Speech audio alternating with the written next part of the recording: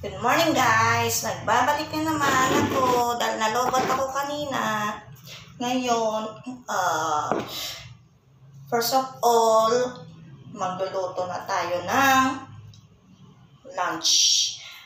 After nag-walk kami ni Anino, ni Batang Anino, now magluluto naman ako ng lunch. Bago ang lahat po, bago ako mag-start, ang lulutuin ko ay tahong ni Carla. Actually, parang seafood siya, pero kung hindi lang ang halo niya na binili ko, set na siya, bago meal na. Ngayon, bago po ang lahat, eto, nagbabalik na naman po sa aking channel, The Anino's Channel. Then, don't forget po na i-subscribe ang aming channel ng aking batuting na dalawa, si Dabiana at si Anino. Paki-subscribe po and don't forget to push button and likes po. Maraming salamat po. Now, we start now. Okay. Ito po yung food ni Anino. Chicken na hinaluan ko po ng malunggay. Niluto ko po siya sa boiled water na may halong malunggay. Kasi po, ang malunggay healthy po sa ating mga junakis, sa ating mga alaga, sa ating pets, sa kanilang immune system po. Yan po ang pinakamaganda po sa lahat. Kung makikita niyo po, meron po sa mga online shopping, pero powdered na po siya. Pero mas maganda yung fresh po siya. Na yung katas niya, sumasama sa chicken po. Mas maganda po yun. Then, tinunaw ko po yung dog food nila. Dog food. Kasi si Anino, 1-year-old na, kaya for adult na sinasanay ko na siya sa dog food. Kaso ayaw niya pa rin kumain. Napakaselan niya po. Ngayon, ang ginagawa ko, dinadropper ko. After madropper, makakain siya ng ganito. Tsaka ko siya bibigyan ng chicken. Yung isa naman, si Dabiana, ito naman po, yung dog food niya. Ayan po yung dog food niya. Top breed po yan. Top breed. Pero yung isa po, si Anino, pedigree po siya. Ayaw ni Anino yung top breed. May inaamoy-amoy po.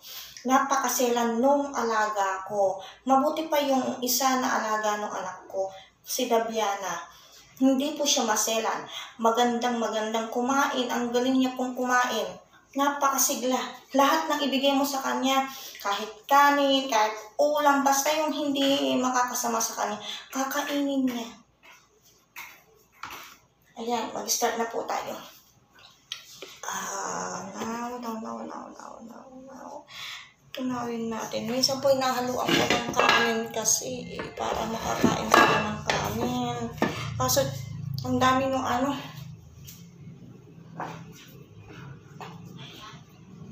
tinutunaw ko na po siya, tinuturo ko kasi para po kay Anino, maayano po sa dropper kay Anino. Ayan po, para po sa dropper niya. Kailangan tunaw po. Tapos, i-dropper ko po bago ko, pag nakailang drop na po siya at busog na siya dito sa dog food, sa dog food niya po, tsaka ako siya pakakainan chicken. Kasi, napapansin ko po sa kanya, halos ayaw niya na kahit na anong food niya, habang lumalaki siya. Habang nag-a-adult siya, puro chicken na lang ang gusto niya. Dati ang pinapakain ko sa kanya, yung four babies na dog food with lugaw, na kanin na malambot, at saka with malunggay rin po. Nakakain niya. Ngayon, nung buhat po nakatikim po siya ng chicken na pinakain po ng father ko, ni Pudra, ayun po. Naging maselan na po siya. Kaya ngayon, gusto ko ibalik yung dating ano niya po. Bibigyan ko siya ng dog food at saka ng konting rice